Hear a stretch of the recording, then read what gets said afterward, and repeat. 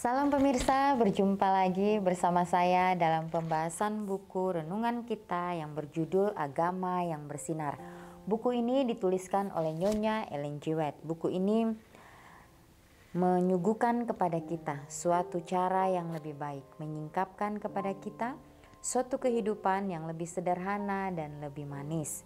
Semua pembaca akan penuh dengan kegembiraan dan kesukaan, bersinar menyinarkan kasihnya dimanapun kita berada. Ya, buku ini mengajak kita supaya kita selalu bersuka cita. Kita mempunyai kehidupan yang sederhana sebagaimana Kristus pada saat Dia berada di dunia. Dan pada saat kita membaca buku ini, maka di sini kita akan diubahkan. Kita akan mempunyai kasih sebagaimana Kristus mengasihi kita, dan kita juga akan bersinar dimanapun kita berada. Kalau kita mau untuk menuruti akan setiap perintah Tuhan, maka Dia akan selalu menuntun kita, membimbing kita. Dia akan memberikan suatu hal yang begitu luar biasa, sehingga kehidupan kita dapat menjadi berkat bagi orang lain. Pada saat ini, saya mengundang akan seluruh anggota keluarga dan saudara-saudara semua. Kita dapat berkumpul bersama-sama. Kita akan mempelajari nasihat firman Tuhan pada saat ini, dan biarlah rencana-rencana indah Tuhan itu akan menjadi bagian masing-masing kita. Kita akan masuk ke dalam judulnya, Kasih yang Peduli pada Keluarga Manusia. Ayatnya terdapat di dalam Amsal 8 ayat 31. Aku bermain-main di atas muka buminya, dan anak-anak manusia menjadi kesenanganku. Ya, di semua waktu dan di semua tempat Yesus menyatakan kasih yang peduli pada keluarga manusia dan memancarkan di sekitarnya sinar keceriaan yang saleh.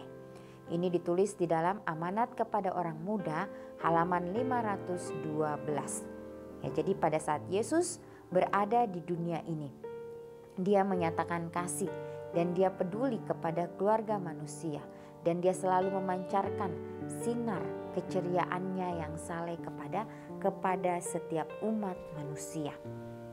Ya, karena Yesus tahu Dia datang ke dunia ini, Dia mempunyai misi, yaitu untuk menyelamatkan umat manusia dari dosa. Karena Dia sangat menyayangi kita, sehingga Dia rela menyerahkan kehidupannya di atas kayu salib. Dia harus melewati setiap tantangan, Dia harus melewati setiap penderitaan. Dia harus ditolak, Dia harus dihina, dan lain sebagainya. Yesus terima itu oleh karena kasih-Nya yang begitu luar biasa, oleh karena Dia peduli kepada kita, manusia yang berdosa ini.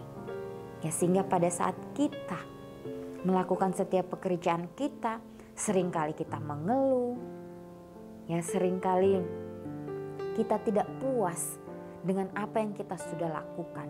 Kita mau yang lebih dan lebih lagi. Tapi pada saat kita mempunyai keinginan seperti itu, biarlah kita mengingat kembali Sang Juru Selamat kita yang sudah berkorban untuk kita. Biarlah kita mau bersyukur dari hal-hal yang terkecil yang kita sudah lakukan, yang kita sudah kerjakan, yang kita sudah terima. Kita harus belajar untuk berterima kasih, bersyukur kepada Tuhan, sehingga ya sukacita surga itu akan menjadi bagian kita. Ya, berkat sekecil apapun yang kita terima, pada saat kita syukuri itu, maka disitulah kita akan mendapatkan kedamaian, suatu kesukacita yang kita belum pernah rasakan sebelumnya, karena Kristus ada bersama-sama dengan kita. Ia menarik hati orang oleh menggabungkan dirinya dengan mereka sebagai seorang yang menginginkan kebahagiaan mereka. Ia mencari mereka di jalan umum, di rumah pribadi, di perahu, di tempat kebaktian, di tepi danau, dan di pesta nikah. Ia memenuhi mereka di tempat pekerjaan mereka sehari-hari dan menunjukkan perhatian pada soal-soal kehidupan mereka. Ini ditulis di dalam Alfa dan Omega, jilid 5 halaman 151. Ya, jadi Yesus menarik hati setiap orang untuk menggabungkan dirinya dengan orang lain dan menginginkan kebahagiaan mereka. Ia mencari mereka di jalan umum, di rumah pribadi, di perahu, di tempat kebaktian, di tepi danau, dan di pesta nikah. Ya, jadi pada saat Yesus berada di dunia ini, dia pergi dari satu tempat ke tempat yang lain. Dia ingin mencari orang-orang yang mempunyai beban yang berat untuk menyerahkan itu kepada Tuhan. Ya, dia mencari mereka supaya mereka mendapatkan akan sukacita surga itu di dalam kehidupan mereka. Ya, jadi inilah bagaimana Kristus selalu memikirkan kita setiap saat. Ya, dia selalu ingin membuat kita bersukacita. Dia selalu ingin membuat kita supaya kita merasakan akan damai itu di dalam kehidupan kita masing-masing. Dia akan mencari cara untuk terus membuat kita supaya kita lebih dekat kepadanya, lebih menyerahkan kehidupan kita kepada Tuhan. Ya, tetapi kembali lagi, ya, pilihan itu ada di kita, pribadi lepas pribadi. Apakah kita mau membuka pintu hati kita sehingga Kristus dapat hadir di dalam kehidupan kita, sehingga dia dapat membuka pikiran kita bahwa inilah saatnya, inilah waktunya untuk kita dapat memperbaiki kehidupan kita ke arah yang lebih baik. Ia memenuhi kita di tempat pekerjaan kita sehari-hari dan menunjukkan perhatian pada soal-soal kehidupan kita. Ya, dan dia selalu membisikkan kita hal-hal yang positif atau hal-hal yang baik, supaya kita boleh menjadi pengikut-pengikutnya di detik-detik kedatangan Tuhan ini. Ya, karena kita tahu bersama, tanda-tanda itu sudah mulai digenapi satu persatu.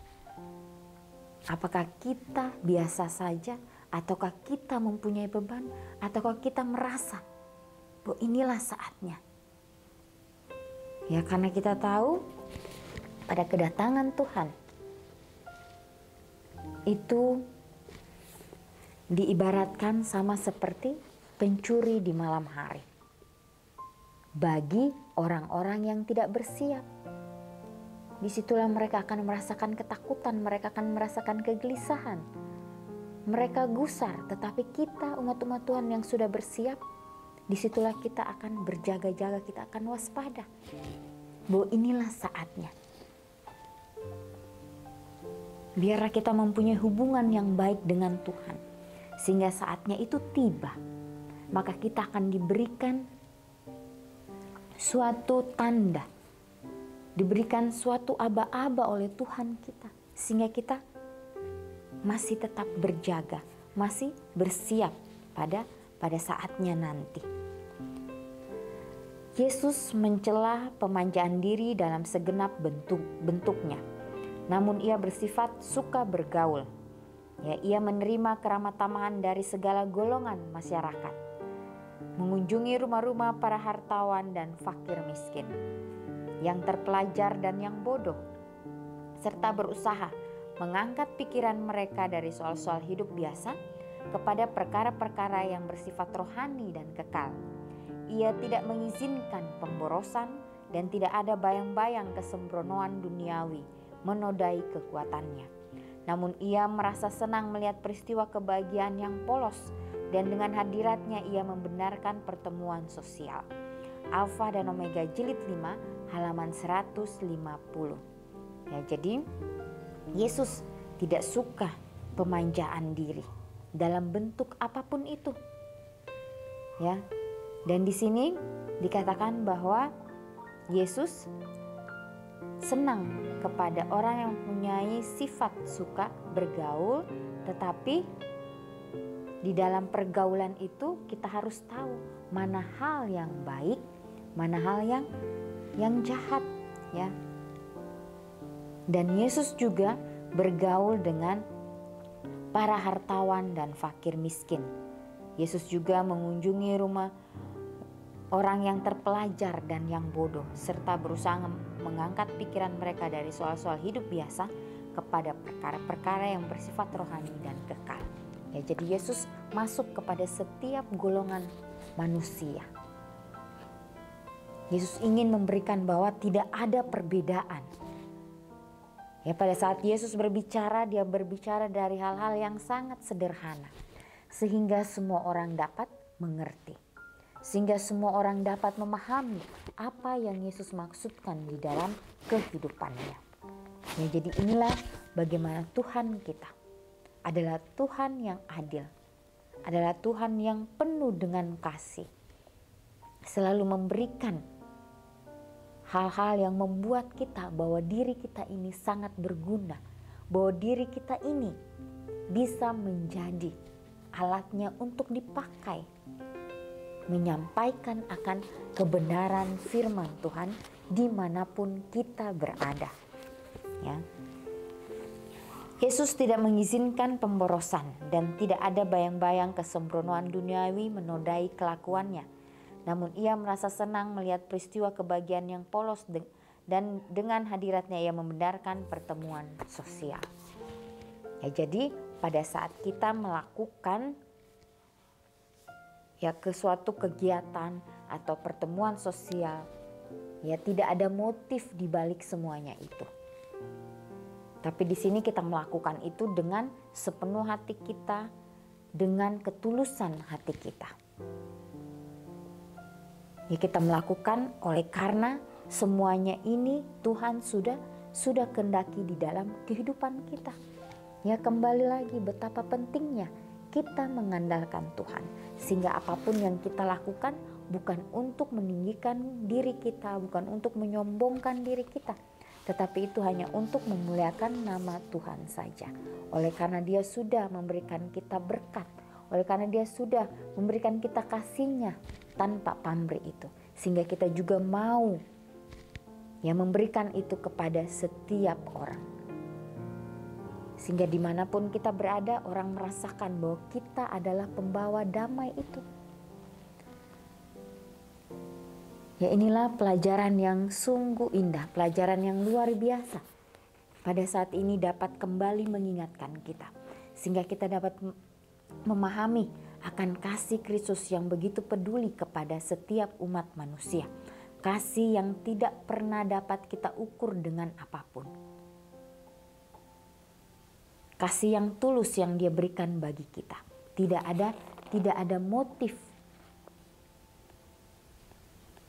Inilah yang harus kita pahami di dalam kehidupan kita, sehingga pada saat kita melakukan apapun di dalam kehidupan kita dapat lakukan itu bahwa Tuhan selalu ada untuk kita.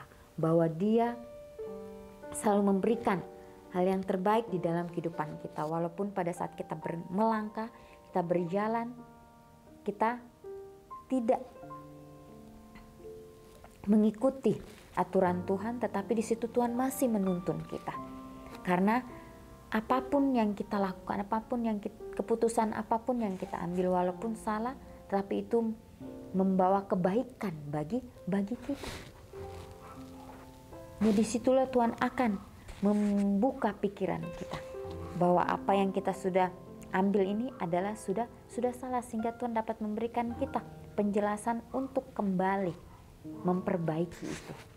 Sehingga di dalam kita melewati situasi ini, disitulah kita akan belajar bagaimana Tuhan kita adalah Tuhan yang begitu luar biasa, dapat memberikan kita suatu hal yang terbaik.